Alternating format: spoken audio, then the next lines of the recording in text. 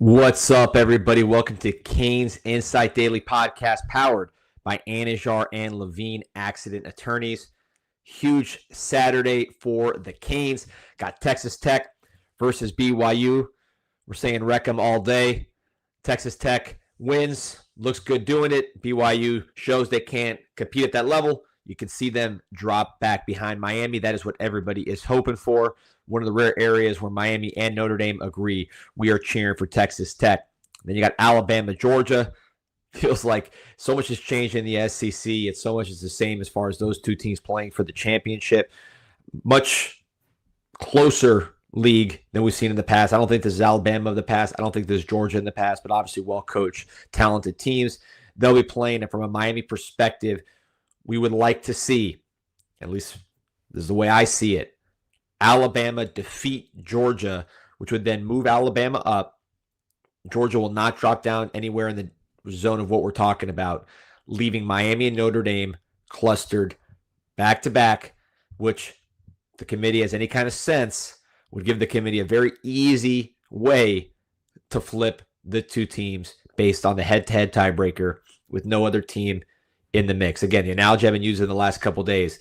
Think of it like if three teams in one conference with the same record were going for one spot in the conference championship or the playoffs. You would look to head-to-head, but if every team didn't play every other team in that tiebreaker scenario, you would then look at other things like whatever the committee's been looking at, probably their phones, nothing serious, to stack them the way they're stacking them at the moment. Obviously, they weren't looking at the game between Miami and Notre Dame and the way Miami's been playing lately. But you can't just use a head-to-head if BYU's involved. So get BYU out of there. Keep Alabama out of there. So it's just Miami and Notre Dame fighting for one spot. Easy tiebreaker, easy out for the committee, or at least that's what common sense would say. But you're starting to see that pick up. We got game day here. They're going to talk Miami Notre Dame at 10:45. I think the media trend has been very favorable for the Canes, fighting the good fight on Instagram, Twitter, all that stuff. You've seen it. It's been assault on very different fronts. Mario's been out there. Obviously, Canes in the media. I've been out there. And then the media, with no relation to the Canes, has been picking up this fight. So politicians, ADs, you've seen the whole list of people, and they are pretty much 95% of them going in the favor of the Miami Hurricanes. That stuff does matter. This is a committee of politicians at the end of the day. I know, what are they? Administrators, athletic directors. At the end of the day, they're politicians. That's what allowed them to get to those roles. They are very sensitive to that outside noise. And I think the key from now that I've really seen their thinking or their strained thinking is having Miami and Notre Dame head-to-head, because then you could just say one-to-one head-to-head tiebreaker, easy, in a way it's harder to do when you have to jump up Miami over a BYU to get them in front of Notre Dame. Morning, everybody. Good morning, Brandon. Green Tree Canine, my boy. I apologize, by the way, for my rant on dogs, Green Tree. You're still my boy. I was going to wear the polo today. I'll wear it tomorrow if you let me. I love dogs. Had a dog for many, many, many years, but hard to replace emotionally since the dog passed. I was just making fun of the Kirk Herbstreits of the world who kind of paraded on TV. Paul Feinbaum, he's going to have our back here. Go Canes. Yeah, go Duke. Yeah, I think Duke could help too as another result. That one to me is less important than the Texas Tech, but the theory is that if Duke were to win, now you have no ACC teams in the playoffs, and you more incentive to put an ACC team in the playoff. I think that's pretty accurate. I don't think that's crazy. Although, can you imagine Duke wins, and now you have two G5 teams in this playoff just because the ACC screwed up their tiebreaker? Disaster. And I blame the ACC more than I blame, the rules committee for the playoff. And good morning, everybody. Yeah, man, it's fired up this morning. Look, it stinks we're not playing right now. We should be playing in Charlotte, but it's good to be riding that win and that performance here. So you're feeling good about where Miami is playing, where they're performing, where they are on the football field. Obviously, they got to get back on the football field in a championship contending game.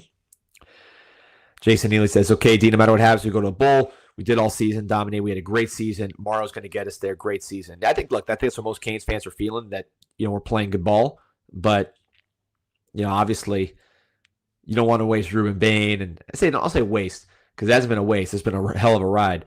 But, man, you want to see Ruben Bain continue to play competitive championship contending football. Carson Beck, with the way he's playing, as good as any quarterback in the country. Malachi Toney, one of the top 10 players in the country, period. That running game now with Pringle and Fletcher getting going, that offensive line, Mao and Noah.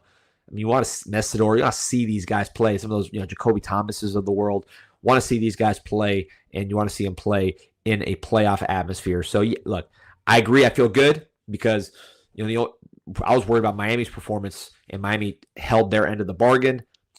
But now you just kind of watch. And the first one and the biggest one to me, Texas Tech. Just watching that. Yeah, wreck them. Roll Tide. Go Red Raiders. So we'll see, man. Some interesting stuff here I want to talk about. Obviously, Miami had 4 common opponents with Notre Dame. Miami beat, they all 4-0 both teams, with the difference being that the Miami Hurricanes were able to beat their opponents by more than Notre Dame did. So, pretty interesting comments from Pat Narduzzi, who said very clearly, let me just pull it up here so you can find it. Hold on. Pat Narduzzi said very clearly that he thought that Miami was the better team. Here's the quote. This is an anonymous quote to Bruce Feldman, but I think everybody reading this could see it was Narduzzi. He said, first of all, Miami beat Notre Dame, so I don't know why Miami wouldn't be ahead of Notre Dame. That's the dumbest thing I've ever seen. I don't understand that. Common sense. The head coach added that the Hurricanes have more talent than the Irish. Miami's offensive line is gigantic. Notre Dame's offensive line is good, but it ain't Miami's. And Miami's defensive line is way better than Notre Dame's. Notre Dame's D-line's good, but it's not Miami's. Their D-line is ridiculous, and that's why Miami beat them. The trenches are where it all starts. Again, not a controversial opinion for someone who watched that first game. What's up, Demetrius? What's going on? If you watched that first game, the takeaway was, Miami's trenches were better than Notre Dame. That's why they won. It's not like people have come off the bench or the free agency, right? It's still the same trenches for Miami and Notre Dame, which is the reason why Miami would be the better team going into the playoffs. See another quote. And then after that, he went on record, Narduzzi did with Brett McMurphy, and he said, played Notre Dame, played Miami. Who should get the playoff berth between the two? He said Miami. They're both tough and imposing, but Miami is powerful up front and plays a really physical brand of football. So there you go. I mean, that's head coach, pretty seasoned guy, obviously an ACC advocate, but truth is, his team got beat by Miami worse than they got beat by Notre Dame. Notre Dame was playing their starters deep into that game. You had C.J. Carr, Malachi Fields going for a 4th down with 3 minutes to go in that game. Didn't get it. Pittsburgh went ahead and scored, but they were trying. Miami was throwing at the end of their game too, but that was a touchdown pass from Carson Beck to C.J. Daniels, who made an absolutely incredible catch. So both teams did something similar. The difference was Miami more effective at it against Pitt than Notre Dame was. So, it's just the kind of the reality of that. And then, of course, that's common opponent where head-to-head is enough to rule the day in any world where common sense applies. I think you're going to see, as a Saban talks about this situation, as an Urban Meyer talks about this situation on Big Noon Kickoff, produced by the great Bear Felica, who's been fighting the good fight on Twitter with a lot of other media members. Not all Miami alums, but the Miami alums are certainly prominent in the media, and they're very eloquent voices for what other fan bases and other media members are saying, which is head-to-head, obviously. I think you'll see a Saban and a Meyer, pretty big figures in this game, probably the two best coaches of the last, 20 years at the college level. They're going to go to competition and head-to-head because that's just how these guys are wired. The computers and all that, the game control metric. I mean, these guys are football people. It's going to be about head-to-head. So we'll see where it goes. Good morning, Guiche. Good to see you. By the way, shout out to my daughter's elf, Elvie. She wanted to make sure I shout out Elvie on the podcast. So shout out to Elvie. I know a lot of you guys got kids doing this elf on the shelf, elf stuff. So shout out to all the elves out there. Rob Duke saying, let's go Red Raiders. No doubt. That's the most important thing. They say wreck 'em. So let's see here. Man, I don't know why eyes are so bloodshot. I look like I'm buzzing and I'm not. I just woke up and drinking coffee. Worked out this morning. Oh man, maybe the pressure is getting to me here about all this head-to-head and common opponent. You got people on Twitter freaking out about UNLV versus Boise State. Like that's going to tell you who's better between Miami and Notre Dame, two teams that played. Unbelievable. Yeah.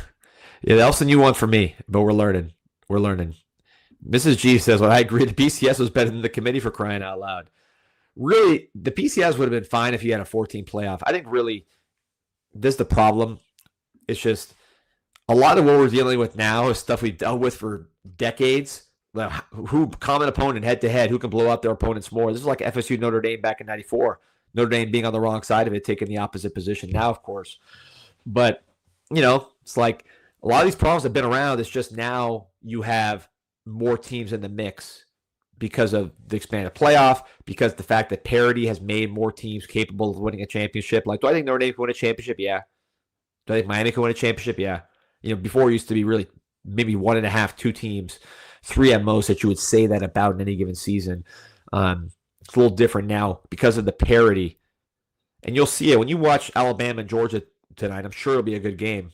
Today. I'm sure it'll be a good game, but you're not going to see, Jalen Carter getting replaced by Devontae Wyatt, getting replaced by, Jordan Davis. It's not, those guys are not stacked on one team like they used to be. So there's a lot of teams that can win the championship. There's a lot more parity, and there's going to be a lot more debates now instead of 1-2 or 2-3 when you're talking about 11, 12, 13. The debate just gets extended. And, it's not BCS, those who remember, a lot of the same stuff here. You're looking at metrics no one's ever heard of. You're worried about trying to schedule and games that have nothing to do with the Miami Hurricanes playing, in that case, FSU. Quite frankly, Washington had a pretty good argument that year, too, because they beat Miami and they also had 1 loss. So, really, that was a year where that 14 playoff would have been perfect. Which I say most years, the 14 playoff would have been the right move. Nowadays, with people opting out of bowls, the parity, the portal, I understand the 12-team playoff more now, but what you're doing is you're just extending arguments that used to happen at the 1, 2, 3 level to the 11, 12, 13. So it's nothing's really new. It's a lot of the old BCS stuff. It's a lot of the old style point stuff. It's a lot of the old common opponent stuff. Head-to-head should carry the day, but it didn't in the past at times. College football, a lot changing, a lot staying the same. By the way, one thing that changed, I don't know if you guys saw, was the SCORE Act, which was the NCAA's attempt to reclaim power through Congress because they kept getting smoked in the courts, got rejected. Republicans, the Republicans were supposed to carry that, but you did have Republicans that defected, which I don't think this is a political bill. Like, to me, it's this bill's anti everything. No matter what side you're on, it's anti what you believe in on that side. But anyway, so in theory, it was a Republican bill because some Republicans got behind it, but ultimately a bunch of Republicans looked at it and said, "No, we're not going through with this. NCAA, you suck."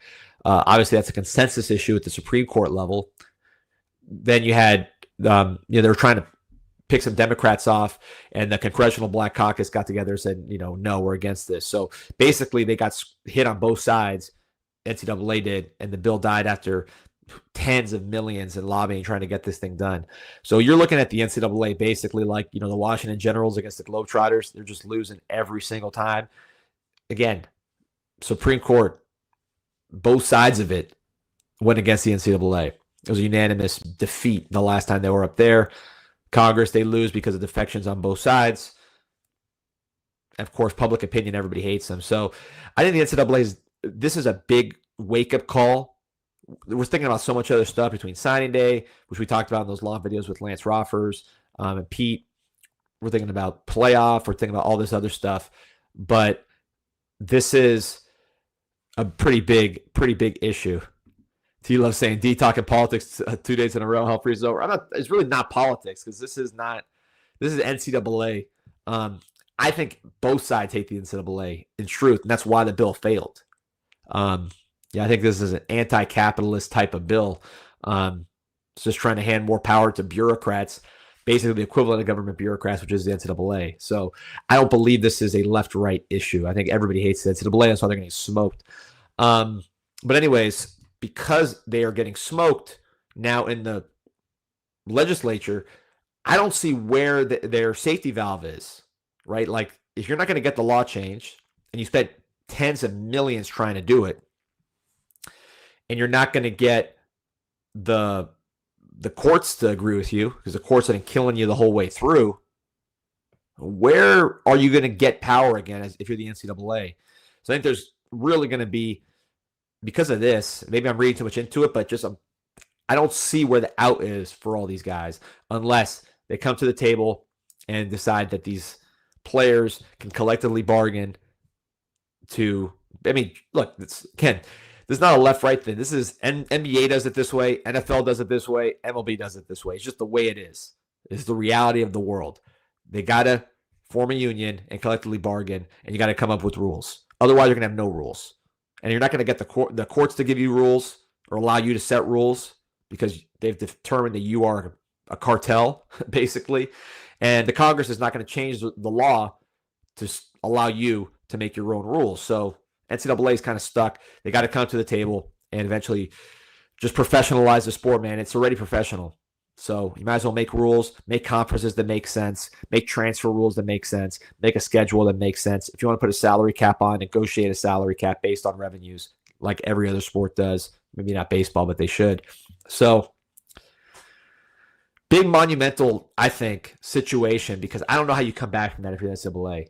And by the way, it's interesting. A lot of the politicians on both sides, against Republicans and Democrats, both mentioned Lane Kiffin and like, how are we paying all this money for coaches and we're worried about players making too much money? Both sides, Republican, Democrat, said this. So that Lane Kiffin timing, that highly publicized fiasco, led to a lot of issues with this bill, the SCORE Act. So I think it's interesting stuff because ultimately this sport needs organization, and it's just going to be, where's it going to come from? And I think what the courts have said and what the Congress has now said is the NCAA, it's not going to come from there. Mrs. G says you can have super conference unless you make like the NFL with 2 conferences and divisions. Yeah, I think that's how you do it. And then you just basically make it regional again. You have a true SEC, which is like deep South teams. You know, we're talking about Ole Miss, LSU, Alabama. You put Florida, keep Florida in there, Georgia. You know, that makes sense. South Carolina. Then you have a Southwestern Conference. That's the old Southwest teams, right? Missouri and Arkansas go back on that side. Texas and Oklahoma go back on that side, right? Some of these Big 12 teams, Texas Tech, right? You could put them in there. And then you have more of like a Pacific Western Conference with the old Pac-10 teams. And you have ACC and you add Notre Dame there. I mean, it's pretty easy to do, I think. And you're making it make sense regionally, which keeps the tradition alive. Like what I just described, which would be under a professional model, is really more traditional college football than what we have now, or Oregon and Ohio State are in the same conference. I mean, there's nothing traditional. You can call it the Big Ten. There's nothing traditional to having Oregon and Ohio State in the same conference. Even if you have like an NFL type system, and I'm one of those guys that I don't want college to be like the NFL. I like college better than the NFL, so I didn't love the playoff in the first place. But if we're here, at least make it so you can organize divisions that are regionally coherent. Which again is something that they said in the SCORE Act. They're like, look, you're giving us this bill. Is this bill going to fix the divisions? Is it going to fix the coaching issues? So a lot going on in college football behind the scenes as we watch all these other games. And while you're watching all these other games, don't forget East Las Canarias Cuban Express, #1 Cuban restaurant on the planet. 7 different types of croquetas. You go out there in the Dayland Mall Dining Pavilion, and you could just breakfast, lunch, dinner, take it to go, catering for a whole party. Whatever you need, they can take care of you at East Las Canarias Cuban Express right there in the Dayland Mall Dining Pavilion. Plus, I got to shout out BUZZN, man. I promise you I'm not buzzing even though my eyes are so red. But maybe later after the Canes are secure a playoff berth, or at least have the dominoes lined up where they need, with Texas Tech hopefully beating BYU resoundingly, Alabama beating Georgia, setting up the Miami Notre Dame showdown. Crack open a BUZZN. That's drink, BUZZN.com. Drink, BUZZN.com. Or go to the Big Daddy's liquor stores all over South Florida and grab yourself a case. LAFRM says, remember the whole point of going from BCS to the playoffs was how flawed the BCS was. This is worse. It's kind of how it is. You know, they went to BCS because they wanted to get away from the poll battles, AP versus coaches polls for national champions, and BCS ended up being worse. It's just kind of, I thought the best system was the 4, The 4 to me, if you apply the 4 to all the battles in history, Miami, Washington, FSU, Oklahoma back in 2000, USC, LSU, Utah, I forgot what year that was. Or sorry, it was USC, Auburn, Utah. I forgot the way it was arranged, but there were a few undefeated teams that year. Like whenever you've had these conflicts, 4 teams will really handle it. So I think really from 2023 back, 4 teams was more than enough to solve everything. With people opting out of bowls and just the parity, I can see now what we're doing. But back really up until 2020, like until the Georgia championships, I mean, Georgia was so much better than all the teams that year in Alabama, and like there was not a lot of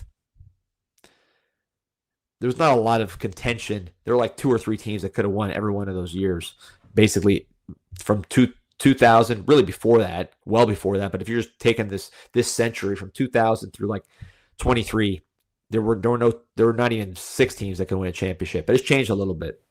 So the system's got to adjust. It's kind of things are changing so fast in college football, man. It's fascinating to me. George Cherry says Bama loses, Miami is in. Bama will have 3 losses. Yeah, but they're not going to want to penalize a brand like Alabama for losing the SEC championship. So unless Bama just completely gets blown out and guys are getting injured and stuff, and like they just don't look like they'll be competitive in the playoff, which I don't see, and obviously don't want guys getting hurt. I don't know. I think we're better off with Alabama winning. So Alabama jumps up. Georgia will not drop past Notre Dame, I don't think. So you would have basically everybody stays the same in terms of Notre Dame, BYU, Miami, and then with BYU loses to Texas Tech by a resounding amount. I think BYU would be more likely to drop because they're already back there, whereas Alabama's ahead and they're playing a better conference. They have better wins. So like a BYU team getting beat by Texas Tech twice, especially if it's resounding, I think if you're the committee and if you or anybody with common sense, you're looking at it and you're saying, can BYU really hang with the big boys if they've played one big boy beating Texas Tech and they got smoked twice? That's assuming Texas Tech is a big boy, which I think they are because of their defensive line. But even then, you don't know. So I think you'd have serious doubts about BYU's ability to be competitive in these big boy games based on that resume with 2 losses. Whereas Alabama with a 3rd loss, I think you'd say, well, look who they beat, right? They've beaten these good teams, so they've shown they can compete. That's how I see it. I could be wrong, but I think that's what we would need. Jedi Josh was asking, whatever happened to that Wisconsin lawsuit? I believe it's still rolling, but I don't think it's going to go anywhere. These things take a long time. You saw Georgia just sued Missouri for stealing Damon Wilson. So these things are going on all over. Again, I think a lot of what the NCAA was doing was trying to set up ammunition. We said it when it happened. The NCAA was trying to set up, and the conferences were trying to set up, hey, we want to make this look like a mess so we can ask Congress to fix it. But, Congress chose not to get involved because what was being proposed was just giving the NCAA the power and basically protection from getting sued for breaking the law. And Congress said no. So I think a lot of these lawsuits, look, the courts have been very favorable to the players. The courts have been very, very favorable to freedom of movement, to not putting caps on. So the collectives, people like me, and I think fans in general who want their teams like Miami, who are fans of teams like Miami that are getting good players, we want the NCAA to keep losing. We want all these lawsuits, obviously the one against Miami, but just all these lawsuits to go in favor of the player or the school that's receiving the transfer. And there are people that are going to listen to this and say, yeah, we need rules. Yeah, we do. But it needs to be professionalized like one of these professional sports. Otherwise, you're going to hand the keys to the NCAA, who have proven they're not trustworthy with it. And by the way, you can't do it because it's illegal and Congress is not going to make it legal. So, okay, yeah, sorry, Mr. Lex. I didn't read the article, as you could see. It said suing him personally, not Mizzou. Okay, I didn't. That's interesting. So it's not a tampering lawsuit. It's a breaking promises lawsuit, basically against the player. We'll see how those go. I don't know the facts. Canes Cat asking, question to D. I asked Peter last night, would Markel Bell be ranked similar to Isaiah World, who went from, I believe, UNLV, or not UNLV, where did he go? went from a small G5 school. There's a big left tackle. Went from a big G5, a small G5 school to Oregon to be Oregon's left tackle, and he was a very highly ranked portal player. And he asked, would Markel Bell be ranked similar to Isaiah World if he hit the portal? He's not going to, but this is just a hypothetical. I think he'd be ranked way higher. I mean, I don't know, way higher because Isaiah World was ranked really high, but Markel Bell's better than Isaiah World, number one, in my opinion, and I think that would be the consensus if you watch the two play. Markel Bell also has done it in like real teams. Nevada, thank you. That was the team where Isaiah World was. I knew he was out there. But Markel Bell has tape against Notre Dame. His tape against Tyreek Sapp and UF. He has tape against FSU. Just watch his whole season. If you're Markel Bell, he's been one of the best pass protectors in the country. Obviously, he has his limitations. He's not going to be out there in space like some other guys. He's 6'8", 6'9", but he's getting more athletic, I think, the more he plays. But I would say Markel Bell would have a huge market in the portal, as would probably Mon Moten. Fletcher as a running back would be less, but he'd have a big market. I'm just thinking about guys that we're trying to retain that are older. But I think all three. They also have the NFL option for all three of those guys. I think the best move for all three of those guys is coming back to Miami, being compensated by Miami. I think if you're Miami, you're happy to compensate those guys because they're very good players. And I think if you ask me to predict, I don't know this for a fact. There's not like, hey, this is going to happen. If you ask me to predict, I would say I think Markel Bell will be our left tackle. Moten will be our star defensive tackle along with Justin Scott. Mark Fletcher will be basically Mark Fletcher, which means running hard, tough yards, setting the tone, running people over, being real like a captain, key to our identity, and then also be blocking for Pringle as well. So I think Fletcher should play a lot of snaps, but I think he should be playing snaps with Pringle as well as without Pringle. Just as like that fullback, or you've seen him on the perimeter, get lined up there and lead block. Like he's a really good blocker. So he can run also. He's not like a fullback like an Alec Ingold that is not going to run. Fletcher's going to be one of your running backs, one of your big ones. But I like how they're using him more as a blocker. I would expand his role next year on top of what he's already doing, which is, quite a lot. Kyle asking, will Blunt be a 3 technique or a big defensive end next season?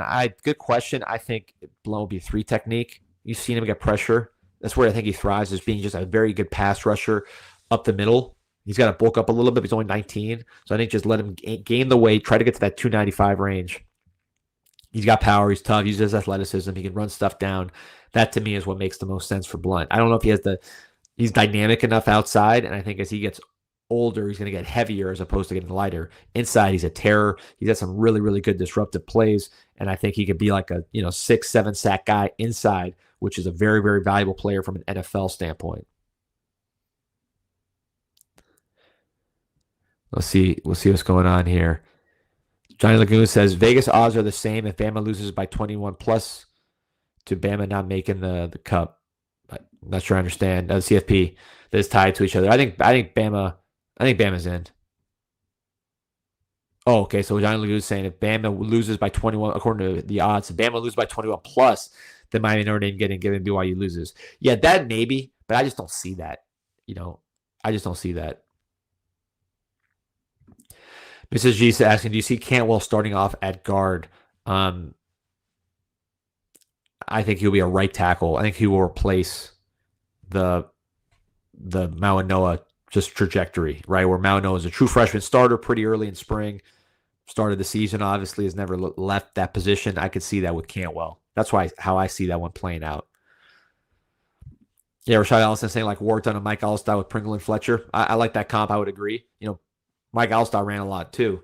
So, when you talk about like Fletcher blocking, people are like, are you saying he's a fullback? I think Fletcher is one of the best football players in the ACC.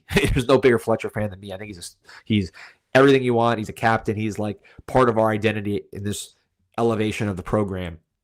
I just think the guy's such a good blocker. Like, you're wasting him if you're not blocking him. If you look at the NFL, they use all your talents. If you can do this, or you're like, we're going to scheme this up to use this. We're going to just maximize all your abilities when you're one of the impactful players. I think Fletcher's one of the impactful players in this offense. Use them all over. Canes Cat said, yeah, Alonzo Highsmith. That was always my comp for him as far as like what kind of Canes back I think he is. I think he's more Alonzo Highsmith than like an Edgar and James. That's how I see it. Biggie Beegebers said, pretty cool name. I saw the Canes play under Jimmy and Erickson. The D would force our opponents 20 yards back to their red zone. Yeah, those Erickson defenses. I was a kid, so I mean, I remember them as like a little kid. But then I go back and watch like the old videos, ESPN Classic. Those might have been the best defenses we ever had, early '90s, like '91, 92. Just defensively, what we had going on there, it was unbelievable when you watch those old games. Defensive tackles had a lot to do with it. Let's see what else we got here. Johnny Lagoon asks, "Does JoJo come back? Any QB transfers you like?" Well, no one's in the portal right now that gets me too excited. There's no portal, hasn't opened yet, so I think we're going to see who's in and who's out, and then we'll have a much better idea. I still think the cleanest fit might be a CJ Bailey. I just think the mix of ceiling and upside with him, he has a high ceiling and floor. He has a high ceiling and he also has a high floor. I think safe bet that could be a big one. I think the highest ceiling probably like a Lenore Sellers. If you could really put it together there, he's someone with top 10 pick in the draft NFL potential. That's according to the NFL. Don't take my word for it. But you have to really, I think, build around him better than South Carolina did. I think you got to run him more. He only ran for 290 yards at South Carolina last year. For a guy that size and that good at running, I don't know why you don't use him like a Tebow or a Cam Newton, right? I mean, those guys ran like Riley Leonard. These guys ran like crazy. I mean, why can't he run? That doesn't mean you're not developing him as a passer. Jalen Hurts had 1,000 yards as a rusher. I see him passing pretty good in the NFL. I mean, Eagles fans might dispute that this year, but I think Hurts has shown he's one of the best quarterbacks in the world. So he ran a lot in college. Why isn't Sellers running a lot? So if we did get a Sellers, well, I love Sellers' talent, and I love he's tough, he's smart, he really works hard. I would take him, but you have to use him as a runner as well as a thrower. Bailey, I think you know what you're going to get there. This is the cleanest fit. JK has tons of arm talent. I don't know if this is the California true freshman quarterback. I don't know if he would necessarily jump in the portal. We'll find out. Drew Mestamaker, we saw yesterday, still raw, young player. I think he's got a lot of talent. He's probably going to go to Oklahoma State, follow his coach. Sam Levitt will be an interesting one to monitor. He beat Texas Tech, which you're going to see that front today and how they get after it. Kind of probably the most battle-tested of those guys. I like that aspect of him. Also a guy that can run around. Brendan Sorsby, NFL talent, good arm. Kind of reminds me of John Mateer. Maybe not as quick, but a better, stronger arm. So there's going to be a lot of good options, I think. We'll have to see how it plays out, right? We have to see how the portal market unfolds. It's going to be a lot of moving parts. But overall, I think it's going to be a buyer's market for the portal for Miami, right? Because Carson Beck's done well. Cam Ward obviously did well. So I think agents of these quarterbacks are going to be advising their players, hey, have you thought about Miami? Miami, you're going to get paid well. You get protected well. You're going to have a lot of success. So I think that's going to put us in the front of the line with the best guys. And I think there's going to be a lot of guys entering in the portal that really are every year when you look at the portal quarterbacks. But I think this year there should be more than enough to get the Canes what they needed.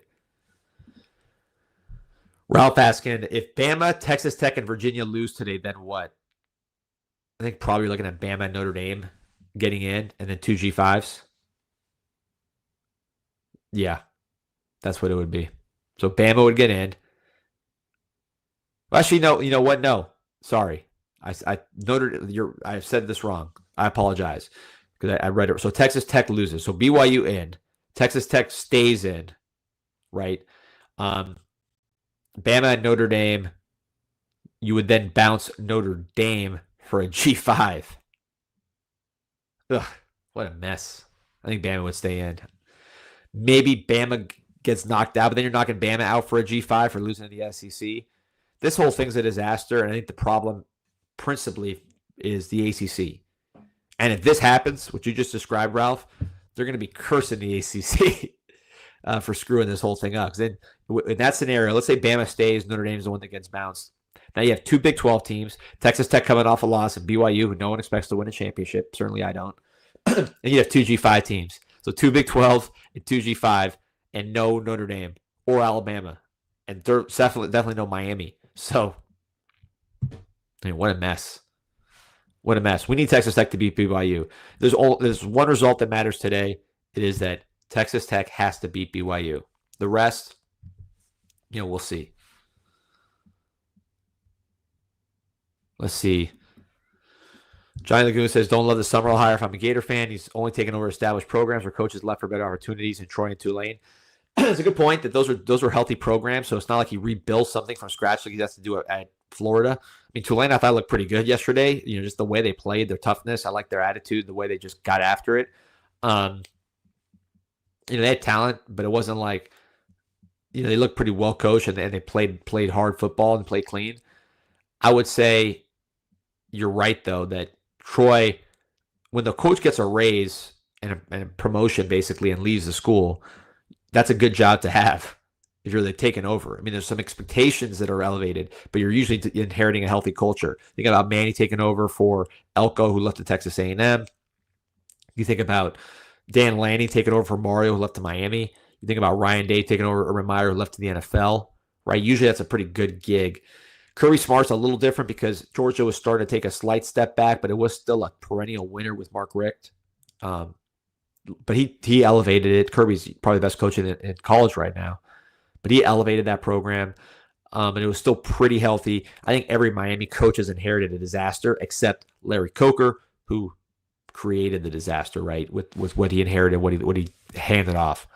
So, it's different. George Cherry asking, if Ohio State falls off, says Hartline's gone, think about we get Jeremiah, CJ, and JoJo reunion in Miami, the hometown, in the crib. I don't know. I don't see it. The only way I see it is if Jeremiah Smith just basically looks at a picture of LeBron and says, that's me in college football, and I'll do the reverse LeBron and go from Ohio to Miami. I guess that would, but coming home from Ohio to Miami after winning a championship and saying, I did my part with you guys, that's the only way I see it. You always hear rumors, but I'd say the odds are against the best player in football transferring for no reason, when everything's good where he's at. But stranger things have happened.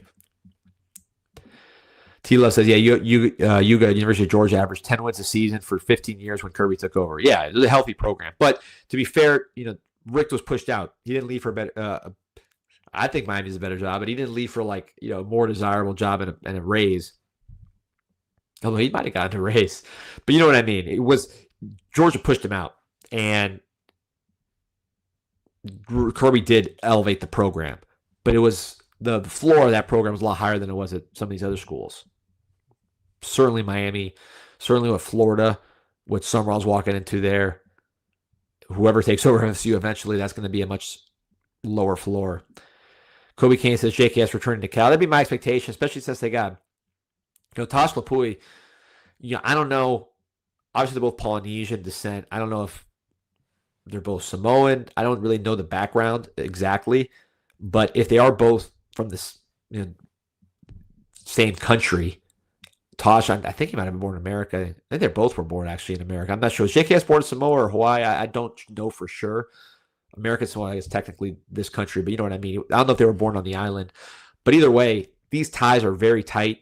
There's a lot of family ties within the Samoan community, the Tongan community. I don't know exactly where they fall, but I got to imagine a guy like Tosh going to Cal is going to help that retention of a JKS. I know he said publicly he's not leaving, but I read more into the other stuff than what people say.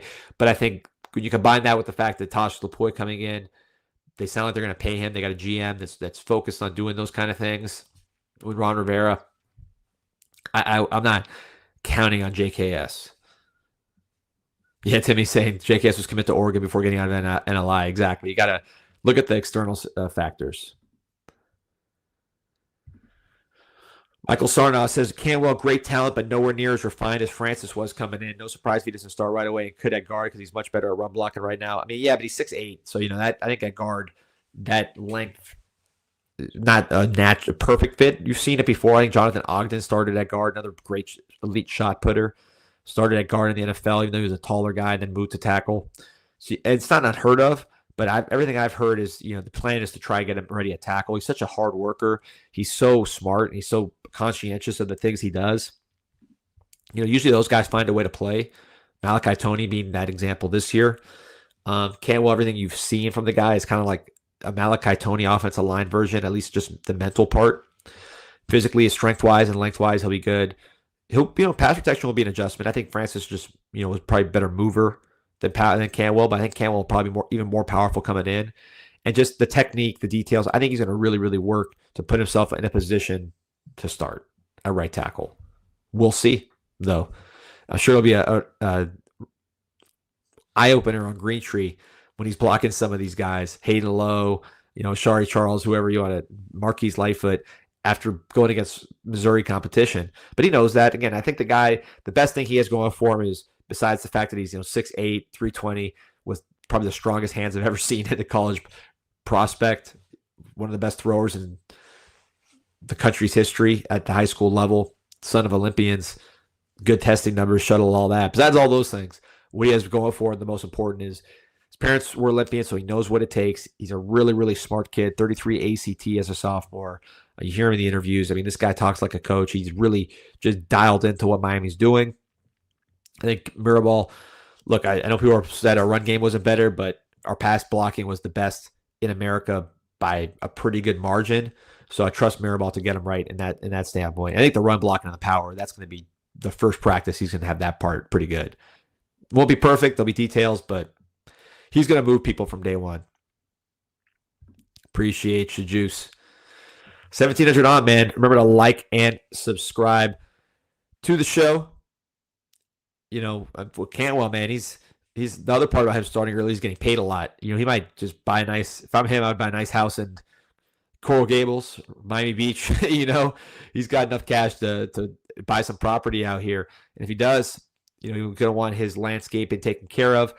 He'd be smart to call OrchidMan Florida, ORCHID Man, the landscape artisans of South Florida, from Palm Beach all the way down to the Keys. Take care of you guys. OrchidMan Florida, ORCHID Man Florida. You've seen him on the shows. You saw him on Wednesday. Diehard Cane, big-time contributor to the program. And those OM trucks, you see those things everywhere, going into nice properties, very nice commercial properties, because it's commercial and residential that needs that high-quality landscaping. OrchidMan, ORCHID Man Florida will take care of you. Atila saying if they're worried about pass protection, he can get a tight end in certain plays. I'd be shocked if he's not starting somewhere. And I just think right tackle particularly is going to be the goal. If you can't do it, you can't do it, right? It's not a charity, but that's certainly the expectation. I think what they're going to work towards all spring. Jason asking, what do you think would need to happen today to give us our best chance? Yeah, again, I think Texas Tech beats BYU convincingly, so BYU does not look like a tournament team. That goes away. To me, I've seen people say Alabama should get blown out. I don't see that happening. I think best for us, Alabama beats Georgia. Alabama and Georgia both stay in front of Notre Dame and Miami. Obviously, we'd love Miami to jump those teams, but it's just not going to happen. So Alabama and Georgia stay in front of Notre Dame. BYU moves to the back of the line. And now you have, for the last two spots in the tournament, Miami and Notre Dame. There's also some belief that if Duke were to win and there's no ACC representative, that the committee would be more incentivized to put a Miami in there just to have an ACC team. That's one way to look at it. I don't think that's crazy. So if you pick one team in the ACC championship, probably Duke would be better just for the chaos of it. Certainly wouldn't hurt. So I think that's really where I would see these things lining up. KP says, yeah, I can't lose a 12-point spread for BYU and they're ahead of us. Good point. But look at the Vegas things. I don't think Vegas is everything. Notre Dame keeps saying, well, we're Vegas favorites over you. You were Vegas favorites over us the first time. Obviously, we lost a few games with that spread in our favor. So, it's tricky. I just think BYU needs to look like they cannot compete with a real deal defensive line like a Texas Tech, which was the case the first matchup. You want to see that continue. Spencer, great question. Is the committee compelled to use their stated criteria if Notre Dame and Miami are side by side, or are we hoping they choose to use it? I don't know if the committee willingly puts in Miami. I think they can do whatever they want. But that is on their website. They are going to be asked about it. So if you're the committee and Miami and Notre Dame are right next to each other and you put Notre Dame ahead and Reese Davis says, hey, I looked at your website, it says right there, head to head is a tiebreaker. Why was it not applied in this scenario? It also says common opponents are a tiebreaker. Why was that not applied in this scenario, considering Miami beat 3 out of 4 by worse? Those questions will be asked if Miami's not ahead. You know it because you see it on every talk show. Reese is asking about Miami every chance he gets. So if you're the committee, you want to answer that question, right? Now you could say, well, there's other teams involved. BYU's involved, Alabama's involved. Of these teams, this is how we stack them, which is what he said. But when they're right next to each other, it's hard to say, man. It's hard to argue that, and it just makes the committee look bad. And I think if you're trying to judge, these guys are volunteers, right? They're not going to lose money over this. They're not going to get fired over this. What kind of motivates them besides trying to do the right thing? Which, of course, the right thing is putting Miami in, but let's put that aside. I think what motivates them is not being ridiculed publicly. No one likes that, especially people in those kind of positions. They don't want their grandkids Googling their names and seeing, hey, my granddaughter or my grandfather or my grandmother ruined the college football playoff, right? So I think that's something to think about. Mo Hussein, why do we follow a scam sport? Appreciate your support. Good question. It's the best sport in the world, man. Even with the 12-team playoff, which I thought would kill it, the fact that the NILs kind of changed it a little bit and made it more even has made it cool. It's just different. It's just changing a lot, right? So we got to stay ahead of the change, and we got to stay right there in the mix. Let's see here. So KB says, so we want Texas Tech, UGA, and Duke to win, correct? Yeah, again, I don't think you want UGA to win because there's a scenario where if UGA wins, Alabama goes between Miami and Notre Dame. It sounds so stupid and childish, but it could happen. Alabama just jumped Notre Dame for without really deserving it, right? So I think they're trying to set this up to have Notre Dame and Miami together because there's no reason for Alabama to jump Notre Dame. They beat Auburn, which is a 5-win team. They're making up as they go. I want Alabama to win so that way Alabama stays there, Georgia stays there. It's really BYU moving out, and now Notre Dame and Miami are like this, and then you apply the head-to-head tiebreaker without involving any other teams. So think about like a tiebreaker in any other sport. You could head-to-head is usually the main tiebreaker, but when there's 3 teams for one spot and all the teams didn't play each other, you can't use head-to-head, and you move on to the next criteria. But where there's 2 teams for one spot, you use the head-to-head. So just think of it like other sports tiebreakers. Ralph saying they move Bama up so they would fall between Notre Dame and Miami if they lose. Roll Tide, let's go. Almost 1,900 on, man. Again, appreciate everybody joining us. Remember to like and subscribe to the show. We'll be on again, hopefully celebrating a Wreckham victory and Rolling Tide. It's ridiculous, but hey, at least we're watching all this with a 10-win Cane teams that's playing great football, and it looks like it's heading on the right track with a great class of 30 kids, future Canes signed up, and a portal season is going to be great, man. So again, like and subscribe to the show. Go Canes.